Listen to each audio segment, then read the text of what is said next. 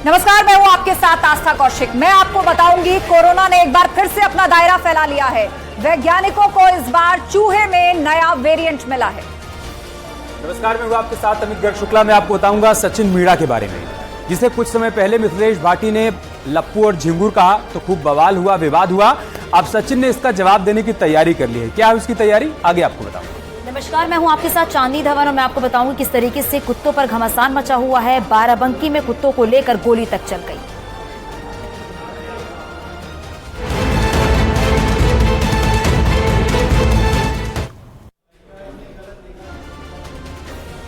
Corona का नाम सुनते ही माथे पर शिकन पड़ जाती है और अब कोरोना को लेकर एक चिंतित करने वाली खबर आ रही है। वैज्ञानिकों को इस बार ओमिक्रॉन का सब वेरिएंट चूहे के अंदर मिला है।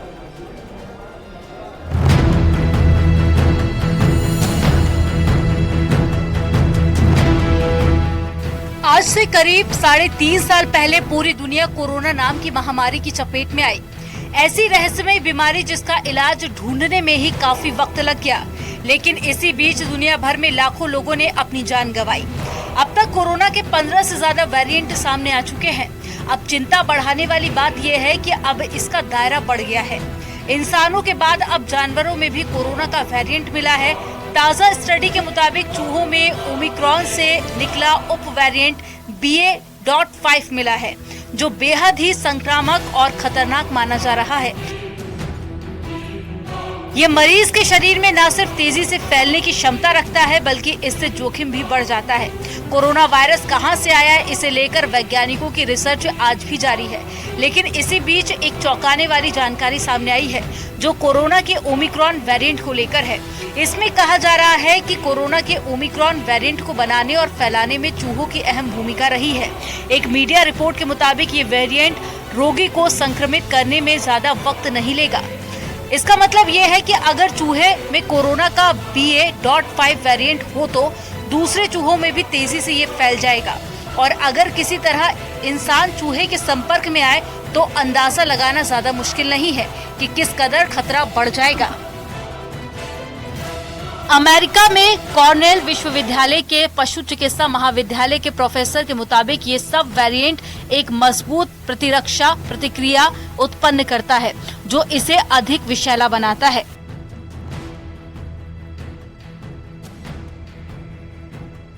ओमिक्रॉन के उप वेरिएंट अभी भी पूरी दुनिया के लिए चिंता का विषय बने हुए हैं। शोधकर्ताओं के मुताबिक जब चूहों को BA.1 और BA.2 उप वेरिएंट से संक्रमित किया गया तो वह कम बीमार पड़े, लेकिन जब इसके बाद में दूसरे चूहों को BA.5 से संक्रमित किया गया तो कुछ ही समय बाद उनका वजन घटने लगा, उनके फेफड़ों में वायरस फैलने लगा, चूहों की कोशिकाओं में भी सूजन दिखाई देने लगी। ओमिक्रॉन के वायरस पर रिसर्च करने से ये पता चला कि ये वायरस इंसानों की तुलना में जानवरों के जरिए तेजी से फैलता है।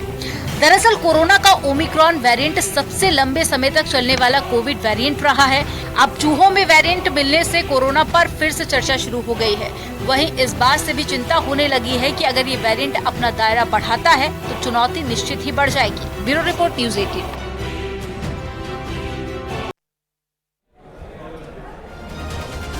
पिछले दिनों सीमा हैदर के सचिन को खूब भला बुरा कहा गया, उसे लप्पू कहा गया, झिंगुर कहा गया, उसे बुरा भी लगा, विवाद भी खड़ा हुआ, और उसी का जवाब देने के लिए सचिन अब जिम में पसीना बहा रहा है। कहने का मतलब ये कि वो बॉडी बना रहा है।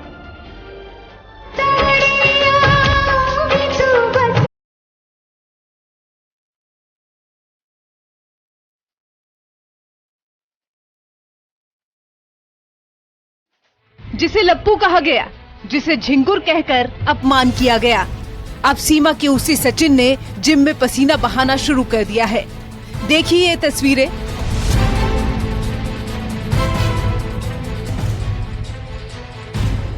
सचिन मीणा का ये वीडियो नोएडा के एक जिम का है। वीडियो में सचिन पोज देता हुआ दिखाई दे रहा है। ये वीडियो करीब 15 सेकंड का है। वीडियो में सचिन के साथ एक ट्रेनर भी दिखाई दे रहा है। खबर है कि सीमा का सचिन आजकल जिम में पसीना बहा रहा है और डोले शोले बनाने में जुटा हुआ है। लोगों का कहना है कि सचिन आजकल रोज जिम जा रहा है।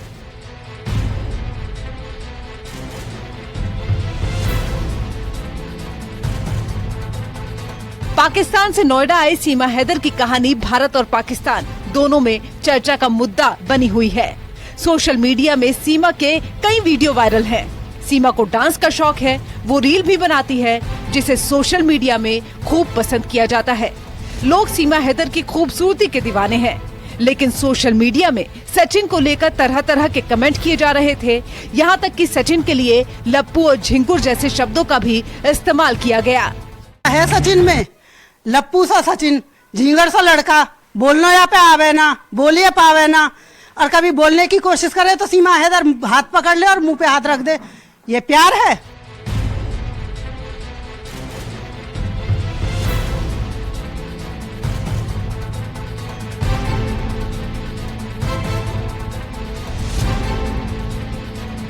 लेकिन अब सचिन ने सबको जवाब देने का मन बना लिया है।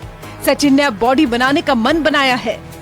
सचिन और सीमा की लव स्टोरी की तुलना गदर फिल्म की कहानी से होती है, तो सचिन ने भी अब गदर फिल्म के सनी देओल की तरह स्ट्रॉन्ग बनने की ठान ली है और इसीलिए सचिन ने जिम जाना शुरू कर दिया है। अब देखना ये है कि कितने दिनों में सचिन और फिट होकर लोगों के सामने आते हैं। लेकिन फिलहाल उनका ये वीडियो सोशल मीडिया में जमकर वायरल हो रहा है। लोग इस वीडियो को काफी पसंद कर रहे हैं। Bureau report, news 18।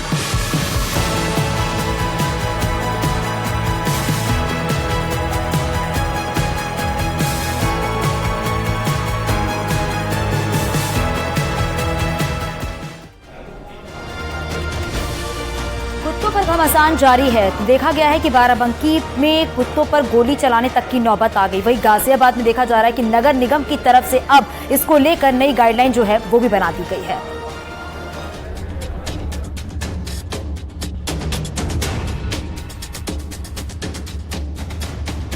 कभी गाजियाबाद से, कभी उन्नाव से, कभी बाराबंकी से कुत्तों ने हर जगह आतंक मचाया हुआ है।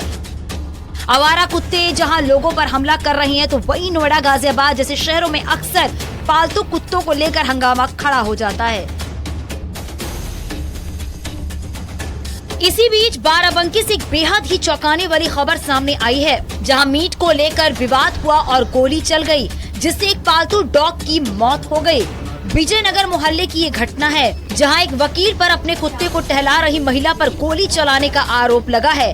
फायरिंग में महिला की जान तो बच गई, लेकिन गोली उसके कुत्ते को जा लगी और बाद में उसकी जान चली गई।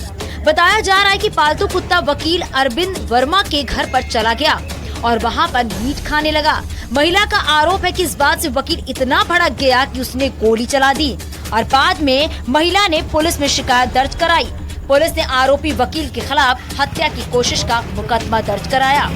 उत्तर प्रदेश के बाराबंकी में एक कुत्ते ने घर में बने मीट को खा लिया, जिसके बाद भड़के युवक ने अपनी लाइसेंसी बंदूक से कुत्ते पर हमला कर दिया। गोली लगने से कुत्ते की मौके पर मौत हो गई। पालतू कुत्ते की मालकिन ने युवक पर हत्या करने और मारपीट करने सहित अन्य धाराओं में मुकदमा दर्ज कराया। ये पूरा मामला बाराबंकी के नगर कोतवाली का है। मुकदमा दर्ज होने के बाद अब पुलिस मामले की जांच कर रही है। बाराबंकी की ये घटना बेहद ही परेशान करने वाली है, जहां कुत्ते को लेकर गोली चलने की नौबत तक आ गई। गाजियाबाद और नोएडा की सोसाइटी में अक्सर डॉग मालिकों और दूसरे लोगों के बीच विवाद देखा जाता रहा है। मामला गंभीर होने के बाद अब गाजियाबाद में कुत्ता पालने के लिए नियमों में बदलाव कर दिया गया है। गाजियाबाद नगर निगम ने फैसला किया है कि शहर में कुत्तों के पालने के नियम नहीं मानने पर अब दोगुना जुर्माना वसूला जाएगा। नगर निगम ने जुर्माना राशि 5,000 से बढ़ाकर अब 10,000 रुपए कर दिया है। पालतू कुत्तों का रजिस्ट्रेशन जरूरी कर दिया गया है और इसके साथ ही रजिस्ट्रेशन शुल्क अब 500 रुपए से बढ़ाकर 1,000 रुपए किया गया है। कुत्तों को पालने के लिए लाइसेंस रिन्यू शुल्क 200 रुपए से बढ़ाकर 500 रुपए हो गया है। अगर 200 वर्ग गज का प्लॉट है तो 2 कुत्तों का ही रजिस्ट्रेशन हो सकता है और 300 वर्ग गज के प्लॉट में 4 कुत्ते पाले जा सकते हैं। इसके साथ ही सोसाइटी में या सड़क पर लवारिस कुत्तों को खिलाने के लिए जगह तय कर दी गई है। अगर आप डॉग लवर हैं तो ये खबर विशेषकर आप ही के लिए है। गाजियाबाद नगर निगम की बोर्ड बैठक में एक प्रस्ताव को मंजूरी मिली है, जिसके तहत एक घर में 2 से ज्यादा कुत्ते नहीं पाले जा सकते। इतना ही नहीं, उन दोनों कुत्तों का आपको रजिस्ट्रेशन भी कराना होगा, साथ ही उनकी वैक्सीनेशन एवं उनकी नसबंदी का भी सर्टिफिकेट नगर निगम में जमा करना पड़ेगा। इसके अलावा भी अगर आप कहीं बाहर कुत्तों को फीडिंग कराते हैं तो आपके ऊपर 10,000 रुपए का जुर्माना भी लग सकता है।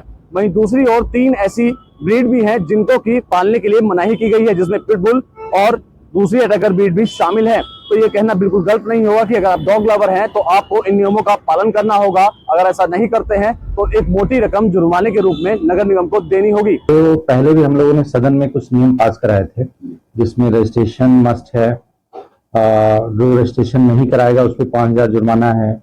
आवासीय क्षेत्र में 2 से ज्यादा डॉग नहीं रख सकते आप, ठीक है। अभी क्या है, कुछ शासन ने भी परिवर्तन किया है, अब वो 2 की जगह 4 डॉग रख सकते हैं, लेकिन एरिया उनकी 300 वर्ग गज होनी चाहिए, जिसके घर में वही रख सकता है।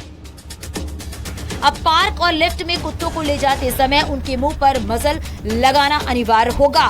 गाजियाबाद में नगर निगम को लगातार कुत्तों के आतंक की शिकायत मिल रही थी, लेकिन अब नगर निगम का ये फैसला कितना कारगर रहेगा ये देखना अहम होगा। Bureau report, news 18।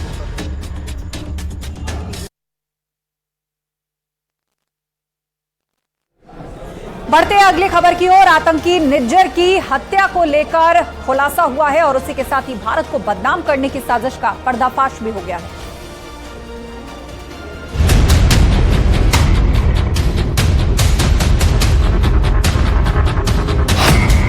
आतंकी निज्जर की हत्या पर सबसे बड़ा पर्दाफाश।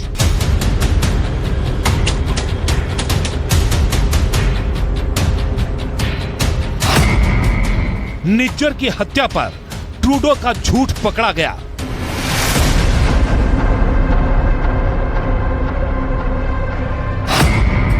कनाडा की साजिश को बेनकाब करने वाला वीडियो।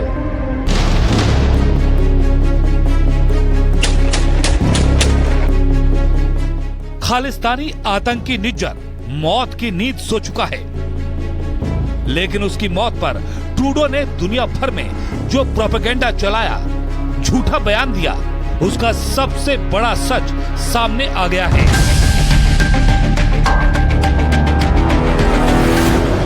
पाकिस्तान की तरह आतंक का सबसे बड़ा लॉन्चिंग पैड बनाने वाले कनाडा ने अपने पाप छिपाने के लिए भारत पर कई आरोप लगाए। खालिस्तानियों की अपनी जमीन पर हत्या में भारत का नाम घसीटने की काफी कोशिश की, लेकिन अब एक 90 सेकंड के वीडियो से कनाडा का झूठ बेपर्दा होने वाला है। न्यूज़ 18 निज्जर की हत्या और प्लानिंग से जुड़े वो सबूत दिखा रहा है जो भारत के खिलाफ चल रहे प्रोपेगेंडा का एनकाउंटर कर देगा। कनाडा में आतंकी व खालिस्तान समर्थक हरदीप सिंह निज्जर की हत्या मामले में बड़ा खुलासा हुआ है। उसकी हत्या करने वाले सिख युवक थे। कनाडाई पुलिस के हाथ एक 90 सेकंड का वीडियो भी लगा है, जिसमें दिख रहा है कि निज्जर के पिकअप ट्रक का काफी समय तक पीछा किया गया। 18 जून को ही हत्या में ये जानकारी सामने आई है कि हत्या में 2 कार में 5 से ज्यादा लोग शामिल थे। इसी ग्रे पिकअप ट्रक में निज्जर सवार था और गुरुद्वारे की पार्किंग से निकलते ही उसके साथ एक और कार चलती है। इसी दौरान कार उसकी गाड़ी के सामने आ जाती है। निज्जर ने जैसे ही पिकअप वैन को ब्रेक लगाया, 2 लड़के कार से निकले और निज्जर की तरफ बंदूक तानकर ताबड़तोड़ फायरिंग कर दी।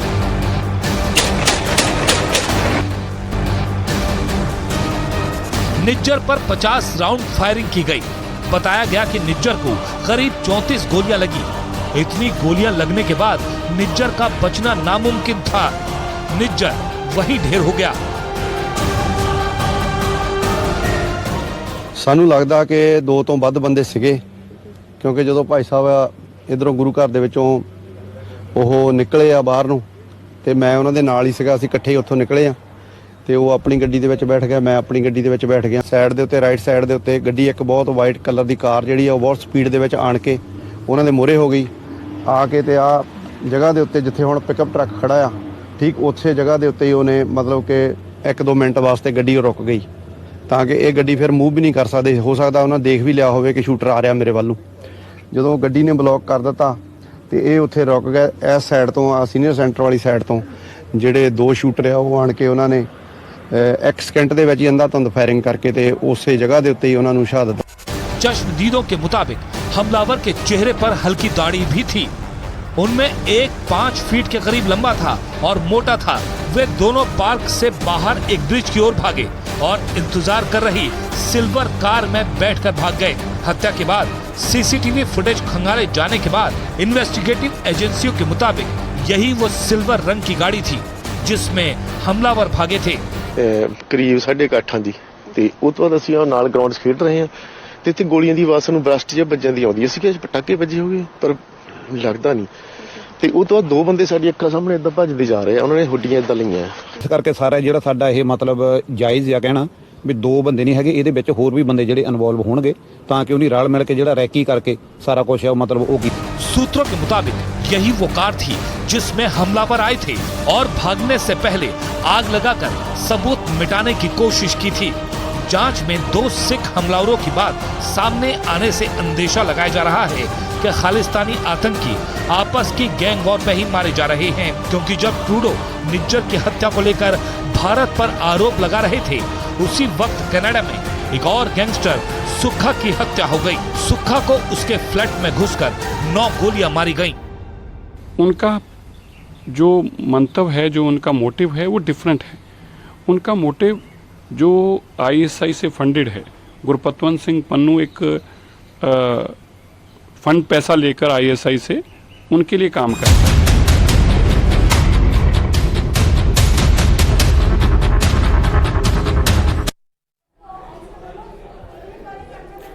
और यहाँ रुकेंगे एक छोटे से ब्रेक के लिए। जल्द लौटेंगे कुछ और खबरों के साथ। आप देखते रहिए न्यूज़ 18 यूपी उत्तराखंड।